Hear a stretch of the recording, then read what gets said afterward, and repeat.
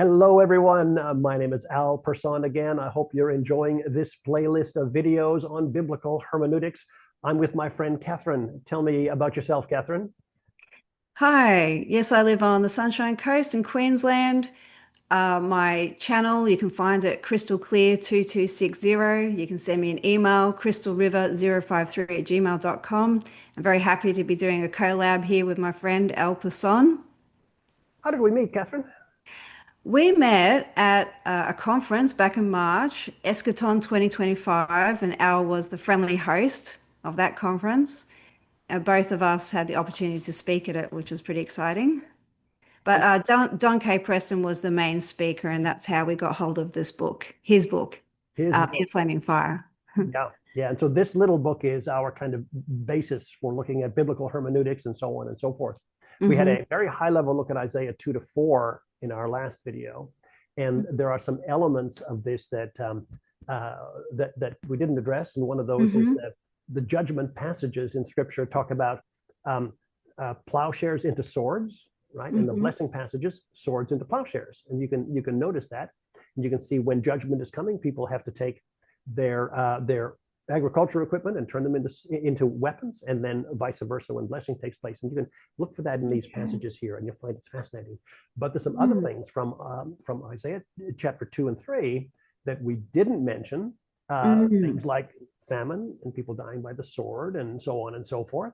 And we Yes. noted that this passage was about events that were well in the future of Isaiah, in the time of Christ, the time of the Apostle John, the time of the Apostle Paul, arguably the time of the Apostle Peter. The apostles, all these things are being fulfilled. When I say arguably, I mean you can see that Peter sourced this as well.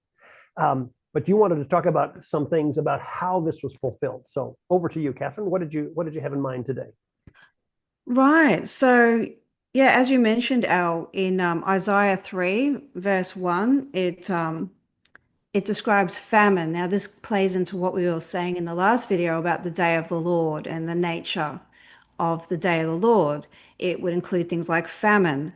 And then in verse 25, thy men shall fall by the sword, and thy mighty in the war. So we also mentioned in our last video how God used the instrumentality of nations to execute his judgment upon whatever people group he was executing judgment.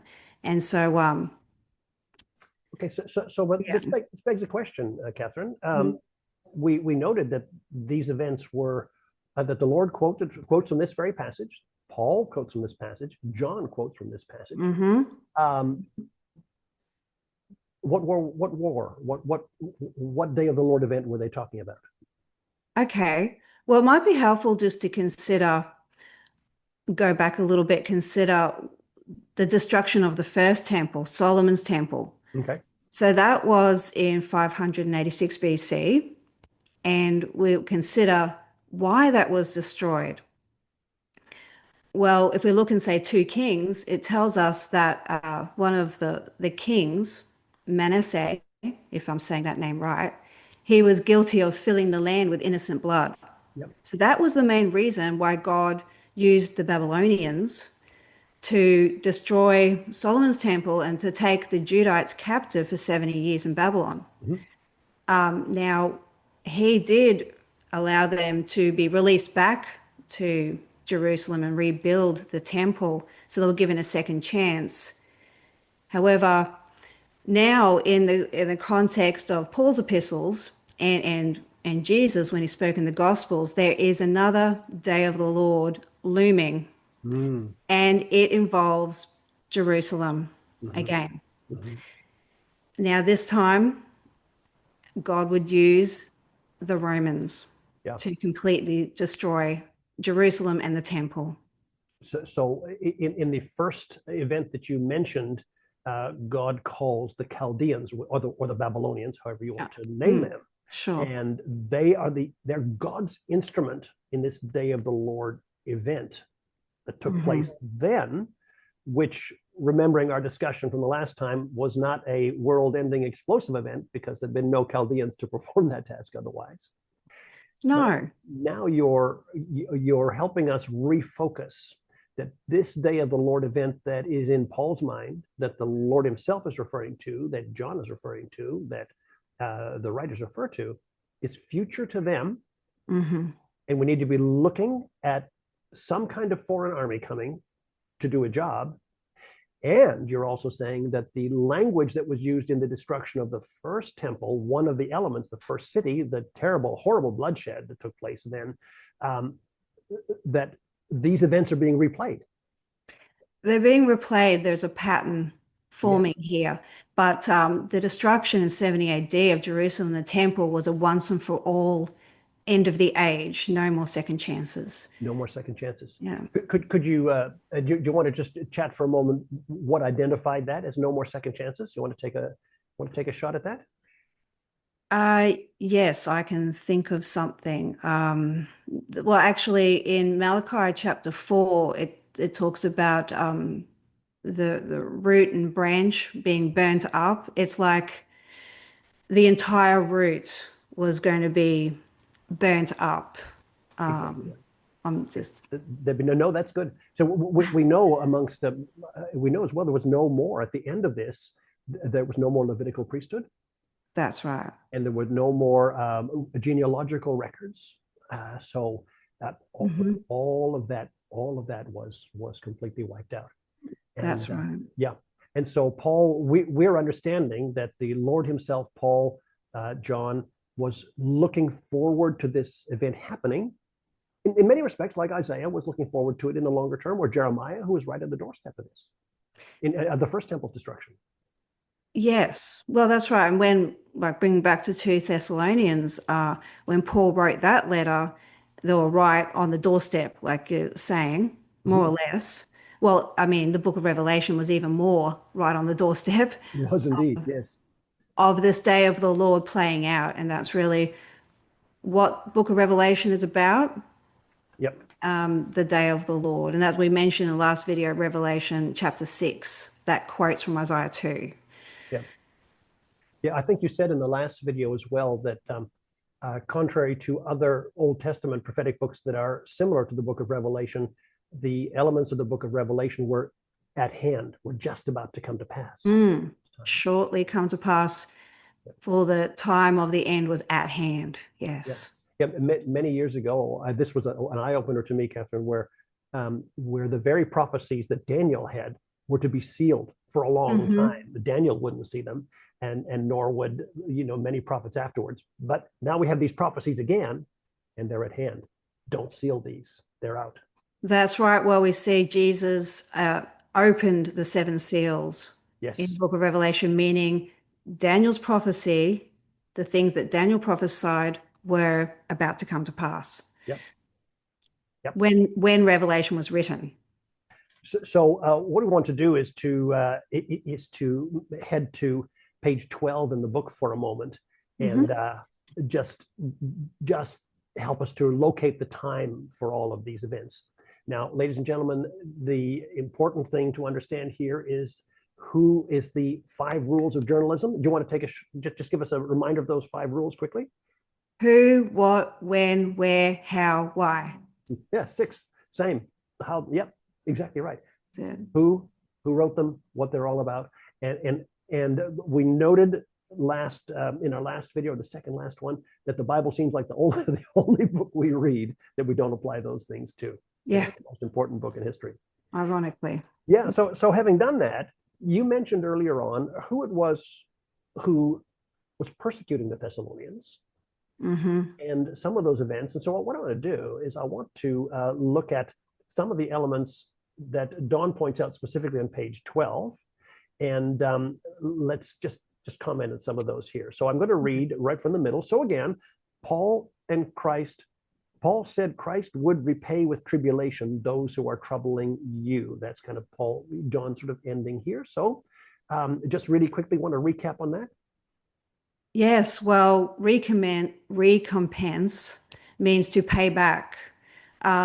Jesus would be revealed in flaming fire, taking vengeance on those who were troubling the Thessalonians. We know from Acts 17 specifically that it was envious, unbelieving Jews that were troubling them, and the tables were about to be turned. The persecutors would become the persecuted, and God, it was a righteous thing for God to recompense or to repay tribulation to those who were troubling the Thessalonians. Troubling them. Yeah.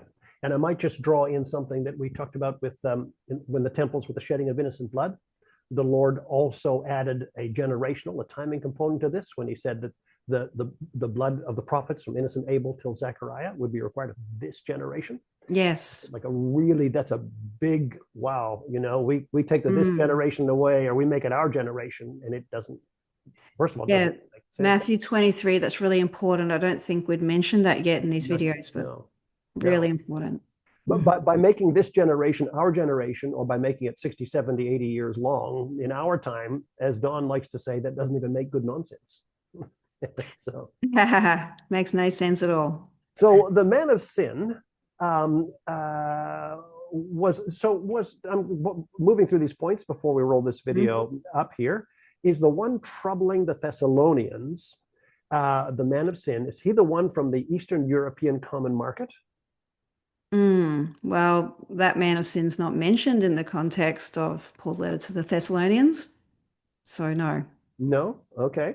And I don't think the common market was around then either. That would have been, No. yeah. All right. So there's another question that people often tell us, that the man of sin that Paul is talking about here, was that one based in literal Babylon, which we now call Iraq? No mention of Babylon in Paul's letters. Interesting. And also, of course, the other side of this is um, literal Babylon, Iraq. Iraq is today, it's a modern country. It didn't exist then either. So the whole timing thing is also a problem The there. timing is off there. Here's a line. This is a big one for a lot of my friends here. The Roman Catholic Pope, was he the one? Listen to, I'll quote Don, get you a comment. The Roman Catholic Pope was not guilty of being those who are troubling you. That's sort of Don, the way Don says it. Was the Roman Catholic Pope the one doing it? That's an interesting one. Yeah, well, we mentioned Revelation before, and I think that people get this idea of the Catholic Church as being the persecutor by the way they interpret Revelation 17 or 18. They think that some people think that represents the Catholic Church, but we've already talked about the timing and how Paul's epistles and John's letter to the churches in Asia all connected together. We're talking about the day of the Lord. We're talking about the destruction of Jerusalem and the temple in 70 AD. And the Roman Catholic Church had not been formed at that time. No, that's entirely right. So now we're going to take a step back to something that was formed at the time. Was the Roman Empire those who were doing the troubling? Oh, that's a really good one to bring up, because I think a lot of preterists do put a fair bit of focus on the Roman Empire. And there was persecution of Christians by Nero. But when we look, say, in the book of Acts, especially, the Romans were actually quite reasonable there. They were protecting Paul from, I think there were 40 Jews that had made a vow to kill Paul, and the Romans were protecting him. So, no, I think in the Bible, the instigators of all this persecution was the Jews. Yeah, and it's fascinating to look at the interaction of all of the New Testament characters with individual Romans, Roman centurions. The Lord had really seemed like he and no problem. The centurions, no problem with him, and him with the centurions. The centurions overall demonstrate kindness to Paul, and it could be argued here. I've just got a little something going on my machine here. It could be, even argued that, and I have to check this myself, that John's imprisonment in Patmos, his life was preserved possibly even by the Romans. I'm going to hold that. That just came to mind. Okay. I love the story of in the closing chapter of Acts, Paul's journeys. He's with these Romans, and it's like, yeah, this is really fascinating. So no, it's not the Roman Empire. And I have to say, Catherine, for a long time in my own walk, I associated more with Rome than I did with Old Covenant Israel, even as an early adopter of preterism. So those who are troubling you, Don says, if we are going to deal exegetically with the text, the context and the facts of history were none other than the Jews of the day. That's right. Yeah. Yes. And that's who Babylon the Great, the harlot in Revelation 17 and 18 was Jerusalem, Judah, Jerusalem, God's unfaithful wife. That was the persecutor whose cup was full of blood. Mhm. And it was their priesthood that was destroyed. It was their That's genealogies. It was it. their temple. God didn't bring destruction on the Roman temples or the Greek temples. It was their entire No. world that was. So this has been just another really quick little snippet. There will be comments below.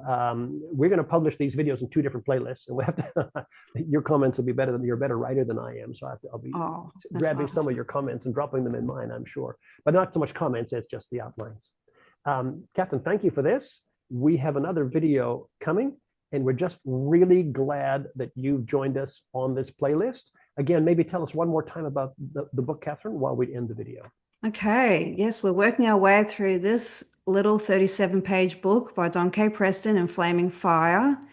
And there's so much meat in here, so many scriptural references. That's why we can do a whole series of videos breaking it down. So in our next video, we're going to talk about the idea of being God's presence or being cast out of his presence. That I'm looking forward to that. And ladies and gentlemen, that's a great study. So come back, Mm. just keep the playlist going, and you'll pick up our next video. God bless you. We'll talk again soon.